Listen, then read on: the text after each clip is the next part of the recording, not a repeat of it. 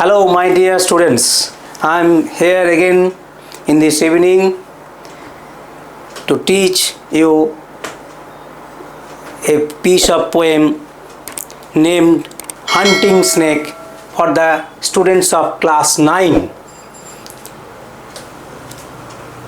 So, first of all, I am describing you about the subject matter of the poem. And before that, I tell you about the poet, rather I should say poetess, P-O-E-T-E-S-S. Poetess মানে মহিলা কবি, Judith Wright. Her lifespan was from 1915 to 2000. She was an Australian poet, rather I should say poetess. She was an Australian poet and she was an environmentalist, পরিবেশবাদী. She used to discover beauties in environment. There are so many beauties in our nature. Some beauties are soft beauties, very attractive, and there is no sign of fear from that beauty. But there are some beauties in nature which reflects horror, terror, fear in our mind. As for example, the huge waves of the seas, a Royal Bengal tiger approaching towards you. It's a very beautiful piece of animal, but it evokes horror in our mind. আমাদের মনে বিরাট ভয় জাগায়. বাঘ দেখতে খুব সুন্দর. Here the piece of poem is hunting snake. একটা শিকার করতে যাচ্ছে এমন একটা সাপ নিজের খাবার সংগ্রহ করতে যাচ্ছে সেই অবস্থা. So a snake itself with its heads, a ফনা সহ, it's a very beautiful piece of animal, but at the same time it is very fearful animal. It evokes horror and it evokes very much tension in our mind whether it will do some harm to us. So, hunting snake, the piece of poem. The poetess is an Australian one, তার বাড়ি অস্ট্রেলিয়াতে. In this poem, she and her companions one day saw a beautiful snake was going through the grassland in search of its food, and its gesture, posture, its activities, its speed, its movement evoked horror, fear in their minds. But it was a very grandiose gesture of the snake appeared to the poetess and her companions. This beauty is vividly described in this poem. এই সৌন্দর্যটা খুব সুন্দরভাবে উজ্জ্বলভাবে বর্ণিত আছে তার এই কবিতায়. এই কবিতার মধ্যে দিয়ে একটা জিনিসটা বলা হচ্ছে যে প্রকৃতিতে সুন্দর, ভয়ঙ্কর সুন্দরও আছে. যে সুন্দর শুধু দেখতেই সুন্দর নয়, সেখান থেকে আমাদের মনে একটা আতঙ্ক তৈরি হয়. তা এরকমই একটা কবিতা, Hunting Snake. Let us start line by line and I shall describe the meaning word by word.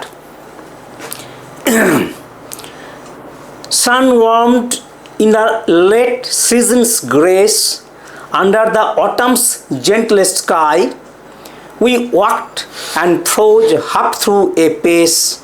The great black snake went reeling by. Late season বলতে এখানে বোঝানো হচ্ছে হেমন্তকাল, লেট অটাম, গ্রীষ্ম, বর্ষা, শরৎ, হেমন্ত, শীত, বসন্ত, অর্থাৎ শীতের আগে আগে ঠিক এই সময়টাই আমাদের দেশে নভেম্বর মাস, অক্টোবর মাসের মাঝামাঝি থেকে নভেম্বর মাসের শুরু, নভেম্বর মাসের প্রথম সপ্তাহ পর্যন্ত যে ওয়েদারটা থাকে সেটাকে হেমন্ত বলতে পারি আমরা। গ্রেস মানে সৌন্দর্য, চার্ম। তাহলে sun warmed in the late seasons grace, এই যে হেমন্তকালের এই যে সূর্য স্নাত, সান ওয়ার্মড, সূর্যে উষ্ণ যে এই বেলাটা, এর যে সৌন্দর্য, আন্ডার দ্য অটামস জেন্টল স্কাই, সৌন্দর্যটা কেমন না এই হেমন্তকালের আকাশ পরিষ্কার থাকে, জেন্টল মানে এখানে clear sky, calm and condition, fulfilled, very beautiful, cloud sky without some clouds are there, without cloud,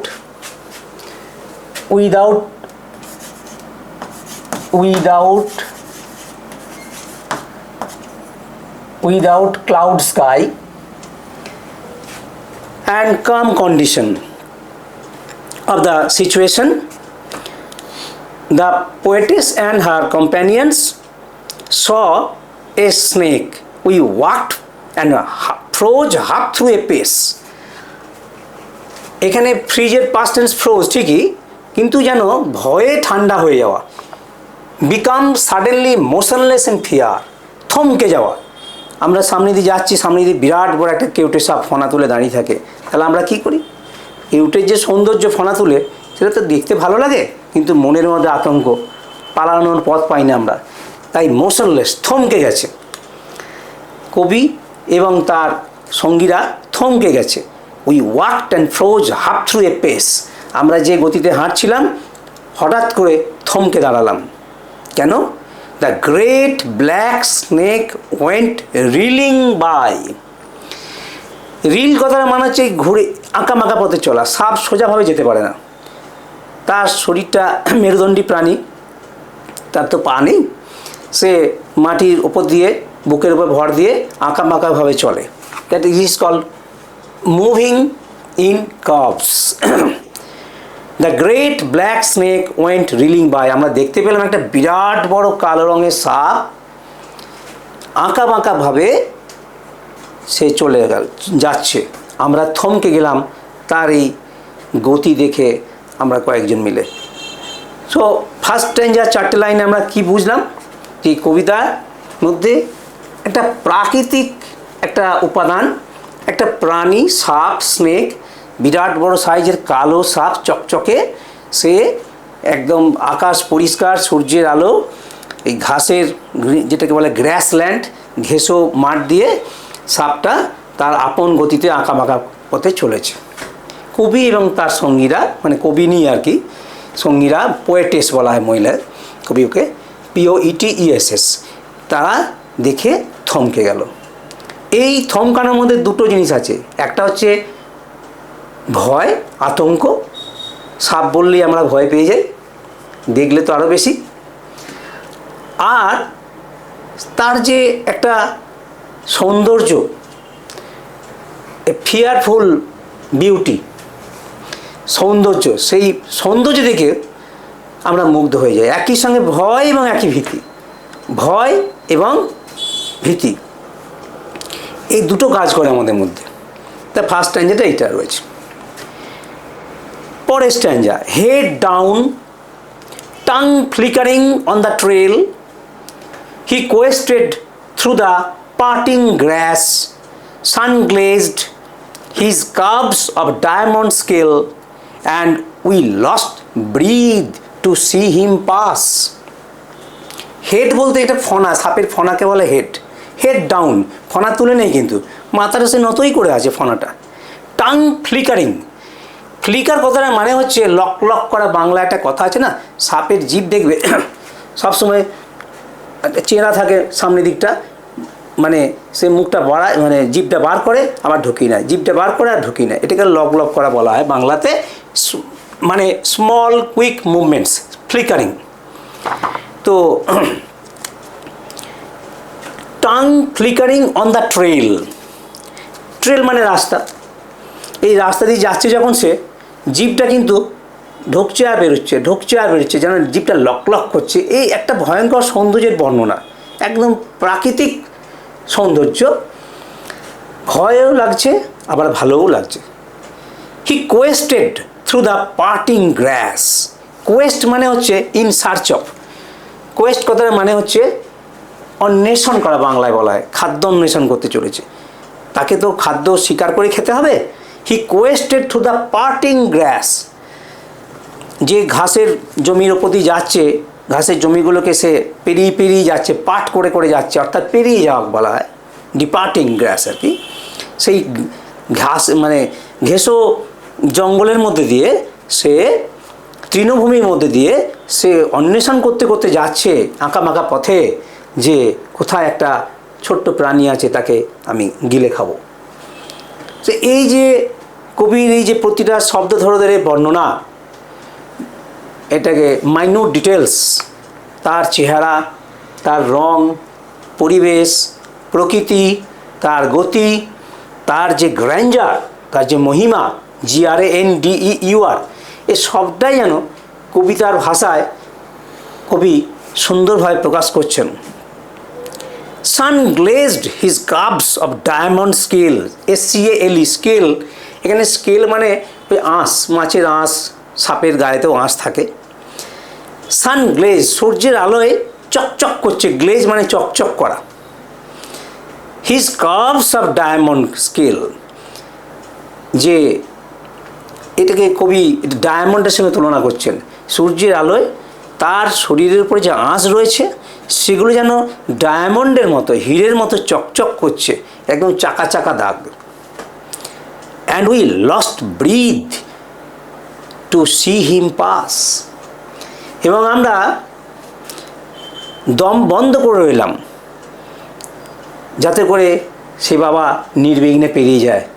মানে একটা ভয়ের বাতাবরণ, ভয়ের পরিবেশ তৈরি হচ্ছে, যে আমরা দূর থেকে দেখছি ওকে, ও যেন বুঝতে না পারে যে আমরা ওদিকে তাকিয়ে আছি, তাহলে আমাদেরও বিপদ হতে পারে। যাক বাবা, আবার দেখবে যে সৌন্দর্য খুব মানে মানুষকে আকর্ষণ করে, আবার তার মধ্যে বিপদ আছে, সেদিকে কিন্তু মানুষ তাকাতেও ছাড়ে না।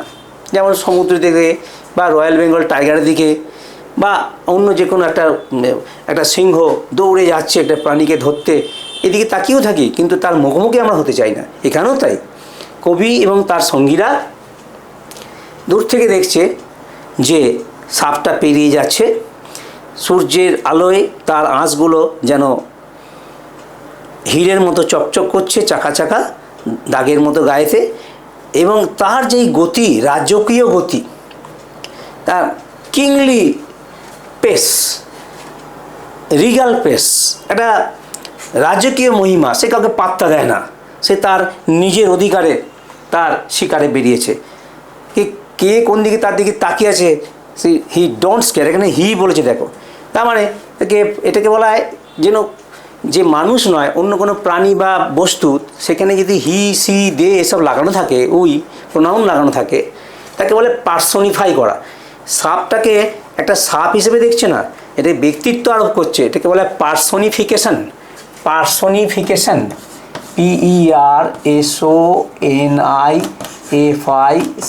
PERSONIFICATION, পার্সনিফিকেশন, অর্থাৎ সে যেন ব্যক্তি, মানুষের মতোই। আমরা দম বন্ধ করে, নিঃশ্বাস বন্ধ করে, আমরা রুদ্ধশ্বাসে আমরা দেখছি সে আস্তে আস্তে পেরিয়ে যাচ্ছে। এটাকে বলে ভয়ে ভক্তি, দেখতেও ভালো লাগছে, আবার আমরা চাইছি সে পেরিয়ে যাক ভালোই ভালোই। দুটো স্ট্যাঞ্জা হলো। থার্ড স্ট্যাঞ্জা,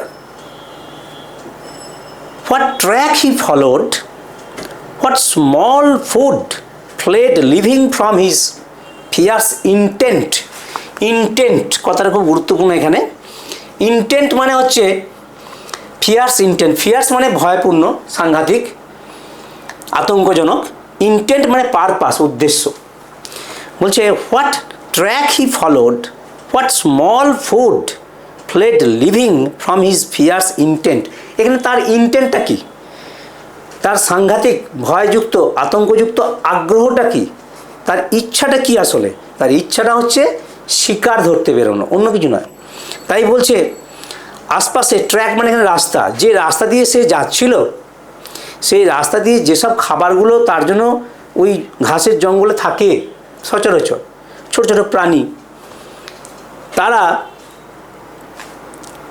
তার ভয়েতে, যে সাপ আসছে, একটা কিছু আসছে তাদের শিকার করতে ধরতে, তারা সেইটার ভয়ে তারা ফ্লাই মানে পালানো, ফ্লোন, তারা পালিয়ে যাচ্ছে, ফ্লি করে যাচ্ছে, FLEE, ফ্লাই মানে উড়ে যাওয়া, সেটা উড়ে যাওয়া হয়, কিন্তু এখানে ফ্লি থেকে ফ্লেড মানে তারা তাড়াতাড়ি পালিয়ে যাচ্ছে সাপটা আসছে বলে। তাদেরও একটা অনুধাবন শক্তি আছে, যে বনে যারা থাকে যেসব প্রাণীরা সবসময় খাদ্যের সম্পর্ক, যে সে হয়তো কারো খাদ্য, তার খাদক আসছে, সে সাপ হতে পারে, বাঘ হতে পারে, সিংহ হতে পারে, একের সঙ্গে একে আমরা বায়োলজিতে পড়েছি একটা চেন সিস্টেম আছে। সে যারা খাদ্য তারা ভয়ে থাকে যে আমাদের শিকার করতে আসছে, তো সাপ যে আসছে, সাপের গতিবিধি, সাপের নিঃশ্বাস প্রশ্বাস, সাপের চলন, সাপের যারা খাদ্য তারা বোঝে, তাই তারা পালাচ্ছে ভয়েতে। Fled living from his fierce intent, তার যে ভয়ঙ্কর আগ্রহ একটা ব্যাপারে, কিসের আগ্রহ? শিকার করবে, সে খাবে, ইঁদুর ধরবে, সে হয়তো অন্য কোনো প্রাণী ধরবে, অন্য কোনো সাপকে ধরবে, ছোটোখাটো প্রাণী, তারা সব ভয়ে পালাচ্ছে সাপের ভয়েতে, তাদেরও একটা অনুভূতি আছে। We scarcely thought still as we stood, আমরা আদৌ অতটা ভাবিনি যে কোন কোন প্রাণী এই ঘাসের জঙ্গলে লুকিয়ে আছে। এটুকু বুঝেছি যারা সাপের খাদ্য, তারা যারা আঁচ পেয়েছে তারা ভয়ে পালাচ্ছে, কিন্তু অত ডিটেলে আমরা আদৌ ভাবিনি। স্টিল অ্যাজ উই স্টুড, তখনও আমরা দাঁড়িয়ে আছি, সাপ চলে গেছে অনেক দূরে। Our eyes went with him as he went, অসাধারণ কথাটা, our eyes went with him as he went. ভাবো, চোখ দিয়ে আমরা দেখি, চোখ দিয়ে কি চলি? এখানে কবি ব্যবহার করছেন কি, our eyes went with him as he went, যে পথে সে চলেছে সেই পথে আমাদের চোখও যেন তাকে অনুসরণ করছে, মানে আমাদের চোখটাও যেন চলছে। এটি হচ্ছে কাব্যিক ভাষা, poetic language. Our eyes went with him as he went, যে পথে সে চলেছে সেই পথকে আমাদের চোখ যেন তার পেছনে পেছনে চলেছে, আমাদের চোখ অনুসরণ করছে। এই চারটে লাইনের বলতে গেলে বলতে হয় যে সাপের যে গরিমা, শিকাররত সাপ, তার যে গরিমা, তার যে অহং, তার যে দীপ্তি, তার যে দৃঢ়তা, তার যে আতঙ্ক ছড়ানোর পরিবেশ, সেটা মানুষের মধ্যেও আছে।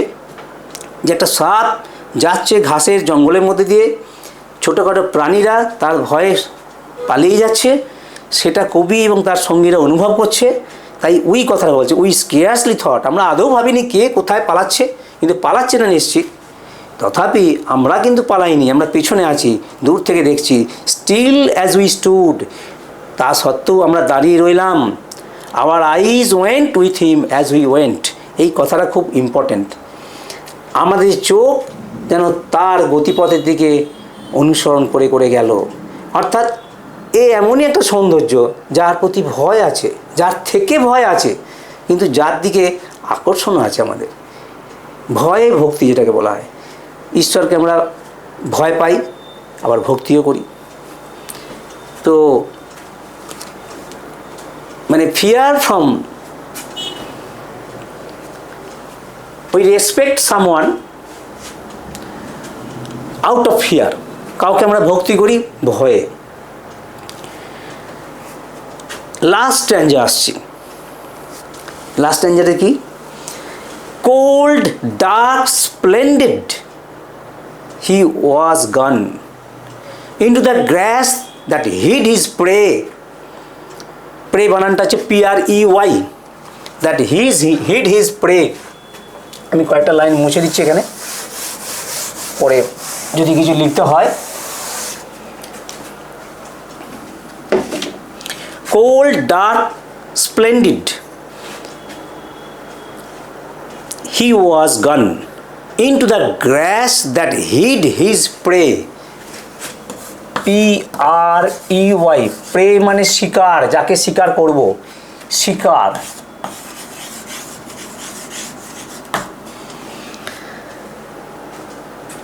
We took a deeper breath of day.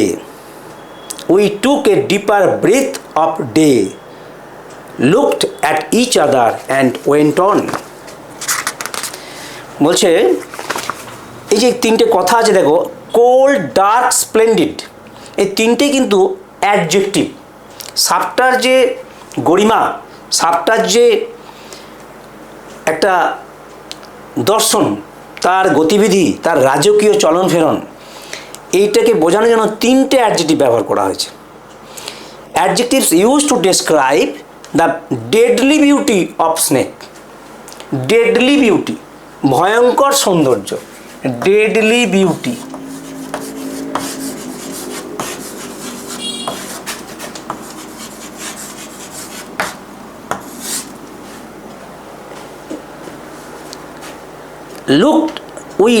We took a deeper breath of day, looked at each other and went on. এই চারটে লাইন কনক্লুসিভ লাইন, এগুলো এটা যেন কবিতার পরিসমাপ্তি কি সুন্দর ঝট করে হয়ে গেল দেখো। কোল্ড, ডার্ক, স্প্লেন্ডিড, হি ওয়াজ গন। তার এই যে যাওয়াটা কীরকম, একটা যেন ঠান্ডা ভাব, ভয়ে ঠান্ডা, আতঙ্কে ভয়ে মানুষ ঠান্ডা হয়ে যায়। ডার্ক, তার চেহারাটা কালো, আঁশগুলো কালো, তাই কালো একটা ঝকঝকে একটা প্রাণী, লম্বা। স্প্লেন্ডিড, স্প্লেন্ডিড মানে হচ্ছে অসাধারণ সৌন্দর্য, স্প্লেন্ডিড বিউটি। এই যে একটা যেন শরীরের মধ্যে শৈত্যপ্রবাহ দিয়ে গেল, বয়ে গেল, কালো একটা ভয় ভীতিযুক্ত একটা প্রাণী, এবং স্প্লেন্ডিড আবার একই সঙ্গে কিন্তু অসাধারণ সুন্দরও বটে। ভয় এবং ভক্তি এই দুটোই মিশে আছে এর মধ্যে, ভালোবাসাও আছে আবার ভয়ও আছে। তা এই তিনটে অ্যাডজেক্টিভ এখানে ব্যবহার করা হয়েছে। সে যেন একটা কালো, একটা ঠান্ডা, একটা যেন অসাধারণ সৌন্দর্য নিয়ে ঠান্ডার একটা পরিবেশ তৈরি করে সে চলে গেল। কোথায় চলে গেল? Into the grass that hid his prey. Hid, hide মানে লুকোনো, হাইড, হিড। সেই ঘাসের মধ্যে দিয়ে, ঘাসের জঙ্গলের মধ্যে দিয়ে, যে ঘাসের জঙ্গলের মধ্যে লুকিয়ে থাকে তার শিকারেরা। PREY, pray. প্রে মানে শিকার। আপাতত এই পর্যন্ত সে চলে গেল। তো তাহলে ফলটা কি হলো? কবিনী এবং তার বন্ধু বান্ধবদের মধ্যে যে মানসিক এটা কী হলো? লাস্টে দুটো লাইন আছে, we took a deeper breath of day. We took a deeper breath of day মানে হচ্ছে sign of relief. RELIEF, relief মানে যেন পরিত্রাণ পাওয়া। যাক বাবা, বাঁচলাম, ভয়টা কেটে গেছে, আর বিপদ নেই, এটাকে বলা হয় সাইন অফ রিলিফ। তাই কবি বলছেন we took a deeper breath of day. আজকে যেন এই এতক্ষণ যেন আমরা দম বন্ধ করেছিলাম, আমরা যেন নিঃশ্বাস ফেলে বাঁচলাম, স্বস্তির নিঃশ্বাস, বিপদ কেটে গেছে যেন। Looked at each other and went on. এমনই সৌন্দর্য যে আমরা মুখে বলা বলি করতে পারছিলাম না, যে শব্দ শুনে সাপটা কিছু করে। তাই আমরা উপভোগ করছিলাম, ভয় পাচ্ছিলাম, আতঙ্কিত হচ্ছিলাম, কিন্তু পরস্পরের দিকে চাওয়াচাই করলাম। এতক্ষণ পরে পরস্পরের দিকে দেখলি যেন মুখে কিছু বলতে হচ্ছে না, তাদের চাহনিতে প্রকাশ পাচ্ছে। Looked at each other and went on. আমরাও পরস্পরের দিকে চাইলাম। এই যে অভিব্যক্তি, কয়েক মিনিটের একটা অভিজ্ঞতা, একটা সাপের গতিবিধি, তার চাল চালন, তার যে ভয়ঙ্কর একটা সৌন্দর্য, ঘাসের জঙ্গলের মধ্যে যাচ্ছে শিকার করতে, এই যে মানসিক ঝটকা তাদের মধ্যে এলো, তারা থমকে গিয়েছিল, কয়েক মিনিটের জন্য তারা নিঃশ্বাস প্রশ্বাস বন্ধ করে ফেলেছিল, তাদের নিজেদের মধ্যে কোনো কথোপকথন ছিল না। সে চলে যাওয়ার পরে তারা যেন স্বস্তির নিঃশ্বাস ফেলছে এবং পরস্পর দিকে চাইছে, শুধু চোখ দিয়ে যেন ভাষা বেরোচ্ছে যে একটা বিপদ গেল, তবে দেখতেও সুন্দর ছিল, এই আর কি। আমরাও চলে গেলাম। So this is all about the poem. You will enjoy very much the poem if you go through the lines and understanding the meaning of each words I have described. সামনে তোমাদের পরীক্ষা আছে, এই পরীক্ষায় এর উপরে কোশ্চেন থাকবে। এটাই শেষ আইটেম সম্ভবত কবিতার এই বইয়ের, হ্যাঁ শেষ আইটেম, আর কোনো আইটেম নেই। তো তোমরা ভালো করে পড়বে, আশা করি কোনো অসুবিধা হবে না। তবুও লাস্ট মিনিটে আমি একটু বলে দিচ্ছি যে এই কবিতাটা কি প্রকাশ করছে না, this poem describes the poet's experience of watching a black snake as it makes its way across an area of grassland. একটা সাপ যখন ঘাসের জঙ্গলের মধ্যে দিয়ে যাচ্ছে, কবি ও তার সঙ্গিনীদের বা সঙ্গীদের যে মানসিক অভিজ্ঞতা সেটারই বর্ণনা করছে। দ্য পোয়েট লুকস অন, কবি তাকিয়েছিলেন, ফ্যাসিনেটেড মানে ভীষণ রকম আকর্ষিত হয়। আচ্ছা, কোনো কিছুর প্রতি যদি আকর্ষণ না থাকে মানুষের তাকায় না, তা ফ্যাসিনেটেড বলা হয় এটাকে, FASCINATED, এটা ভার্বে ইডি যোগ হয়ে যায়, অ্যাকচুয়ালি কথাটা ফ্যাসিনেশন নাউন। তাহলে ভয়ও আছে আবার ভালো লাগাও আছে। তা কবি ও তার সঙ্গিনীরা তার দিকে ভীষণ রকম আকর্ষিত তাকিয়ে আছে, আকর্ষিতভাবে। As the snake hunts for food and finally disappears, যখন সাপটা শিকারের খোঁজে বেরিয়েছে এবং অবশেষে সে অদৃশ্য হয়ে গেল। এই টোটাল একটা এক্সপিরিয়েন্স কয়েক মিনিটের, এই এক্সপিরিয়েন্সটাই আতঙ্ক, ভয়, সৌন্দর্যের প্রকাশ, মনের অনুভূতি, এই সবটাই প্রকাশ পাচ্ছে এই কবিতার মধ্যে। সো আরেকবার আমি জাস্ট লাইন এটা ওয়ার্ডগুলো স্ট্রেস দিয়ে রিডিং পড়ে যাচ্ছি, তারপরে থেমে যাব। Sun warmed in the late season's grace under the autumn's gentle sky, we looked and froze half through a pace. The great black snake went reeling by. Head down, tongue flickering on the trail, he quested through the parting grass. Parting মানে যেটা ছেড়ে যাচ্ছে, একটা জায়গা থেকে একটা জায়গা ছেড়ে যাচ্ছে, অঞ্চল ছেড়ে চলে যাচ্ছে। Sun glazed his curves of diamond scale, and we lost breath to see him pass. What track he followed, what small foot fled living from his fierce intent, we scarcely thought. Still, as we stood, our eyes went with him as he went. Cold, dark, splendid, he was gone into the grass that hid his prey. We took a deeper breath of day, looked at each other and went on. Up to this today, thank you very much for your patience to listen to me. Very good evening. তোমরা ভালো থাকবে, ভালো করে পড়াশোনা করবে, আর আমাদের এই web একাডেমিয়ার মঞ্চটা ব্যবহার করবে, ইউটিউবে ক্লাসগুলো দেখবে। আশা করি তোমাদের উপকার হবে। তোমাদের যদি কোনো কোয়েশ্চেন থাকে, তোমাদের প্রশ্ন রাখতে পারো, কমেন্ট রাখতে পারো, সাজেশন দিতে পারো। আমরা তোমাদের জন্য সবসময় আছি, আরও ভালো করার চেষ্টা করব। অবশ্যই তোমাদের সহযোগিতা দরকার। তোমাদের সহযোগিতা ছাড়া এই কাজ আমাদের পক্ষে চালিয়ে যাওয়া বেশ দুষ্করই হবে। আশা করি তোমরা মন দিয়ে ক্লাসগুলো শুনছো, ভবিষ্যতেও শুনবে এবং বন্ধুবান্ধবদের বলবে বেশি বেশি করে ক্লাসগুলোকে ফলো করতে, কমেন্ট করতে, শেয়ার করতে। Okay, that's up to you. Good night.